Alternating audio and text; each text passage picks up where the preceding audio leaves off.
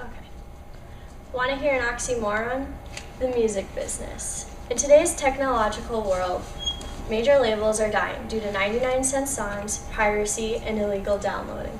But while these major labels are falling, the independent labels and artists are thriving. There are more ways for them to get their music out into the world.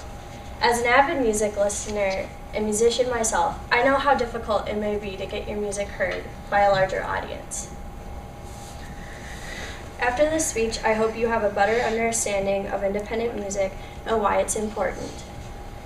To explain this, I will talk about independent music's origins, the different kinds of independent music, and the popularity of independent music in our society.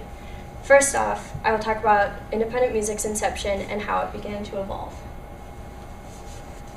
In a 2006 CNN article written by Catherine Andrews, independent music started in the late 1970s. It had a strict do-it-yourself vibe by rebellious punk groups such as the Ramones and Johnny Thunders and the Heartbreakers,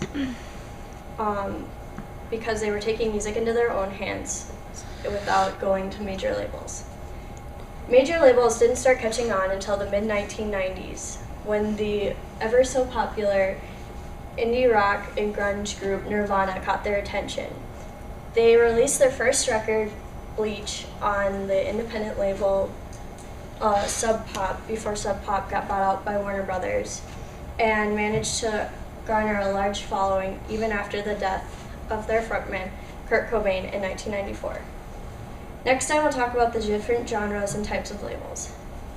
One look at the music section on www.indie-music.com, you will see that they have many different genres, from ska to bluegrass to swing music.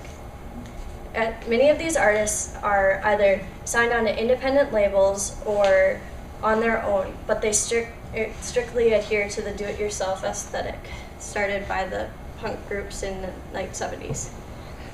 Also, there are many different types of labels. Those that are strictly independent, such as Fueled by Ramen, Merge Records, and Barsook Records, and those that maintain their indie roots but are owned by larger corporations like Sub Pop under Warner Brothers and Parlophone, who recorded the Beatles under EMI.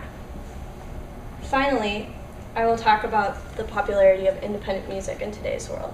Independent music is more accessible to people. Some artists include Arcade Fire, who won the Grammy for Album of the Year this year, Doomtree Collective, a popular rap crew out of Minneapolis, and Owl City, before he signed to Universal Records. As you can see from the top 100 chart for iTunes as of Sunday, there are 4 independent labels. Mumford & Sons' Sigh No More on Glassnote, Arcade Fire on Merge, the Black Keys Brothers on Nonesuch, and G-Love Fixin' to Die on Brushfire. Same with the Billboard Top 200.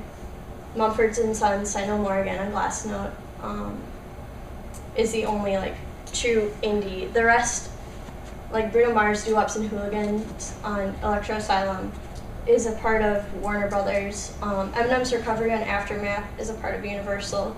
Same with Cash Money for Nicki Minaj's Pink Friday. And then Def Jam is on Island. In conclusion, indie music is more relevant than it may have been in the past.